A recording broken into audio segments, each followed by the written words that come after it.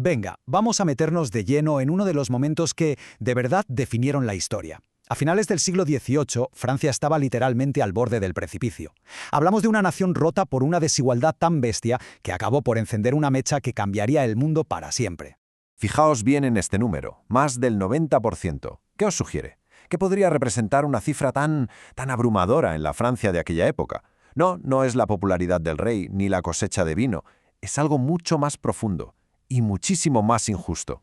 Y ahí lo tenéis, más del 90% de la gente, el famoso tercer estado, era quien cargaba con prácticamente todos los impuestos del país. La imagen es clara, ¿no? Una injusticia tremenda que fue, como se suele decir, el caldo de cultivo perfecto para que todo estallara. Bueno, para entender cómo se llegó a este punto, tenemos que echar un vistazo a cómo estaba montada la sociedad. Ojo, no era un país unido, para nada, sino un reino partido en clases sociales que casi no se mezclaban.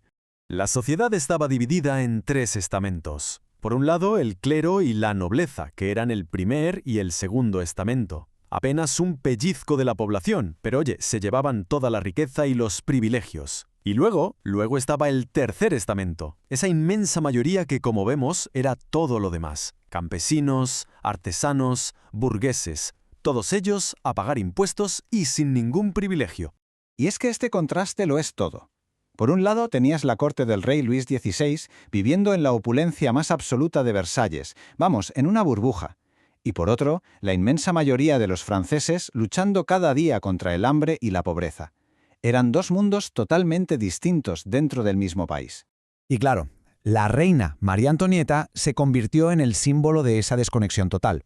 A ver, es muy probable que nunca dijera esta frase, pero se extendió como la pólvora, porque representaba a la perfección lo que sentía el pueblo, que sus gobernantes no tenían ni idea de lo que estaban sufriendo.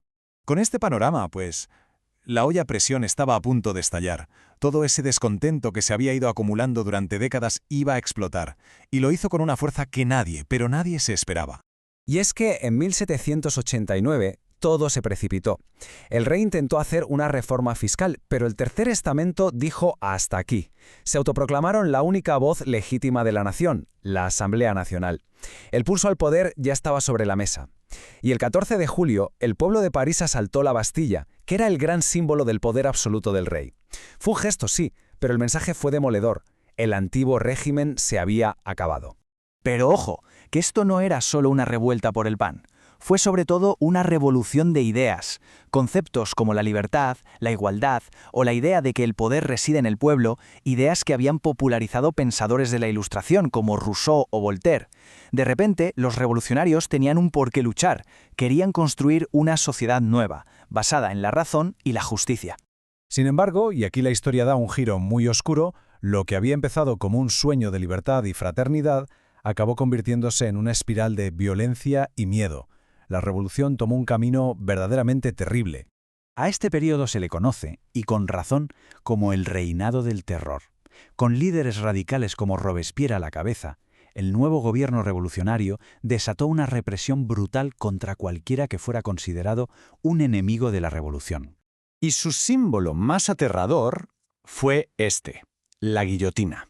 Se convirtió en la protagonista macabra de las plazas de París, una máquina de matar, supuestamente igualitaria, que no hacía distinciones entre nobles o plebeyos. Miles de personas fueron ejecutadas. La cuestión es que la revolución empezó a devorarse a sí misma. Ya nadie estaba a salvo, ni siquiera el propio rey Luis XVI y la reina María Antonieta, que también acabaron pasando por la guillotina. Después de años de tanto caos, Francia lo que quería era orden, y de ese mismo caos surgió una de las figuras más extraordinarias de la historia. Un joven general llamado Napoleón Bonaparte, que en 1799 tomó el poder, le puso punto y final a la revolución y se preparó para construir un imperio sobre sus cenizas. Napoleón cerró un capítulo, sí, pero la historia, vamos, no había terminado ni mucho menos. El impacto de la Revolución Francesa fue tan profundo que sus ecos todavía resuenan en nuestro mundo hoy. Y esto es con lo que nos tenemos que quedar. La revolución liquidó el poder absoluto de los reyes en Francia. Inspiró un montón de movimientos por la libertad y la independencia en todo el planeta. Y nos dejó tres principios que son la base de muchísimas democracias modernas: libertad, igualdad y fraternidad.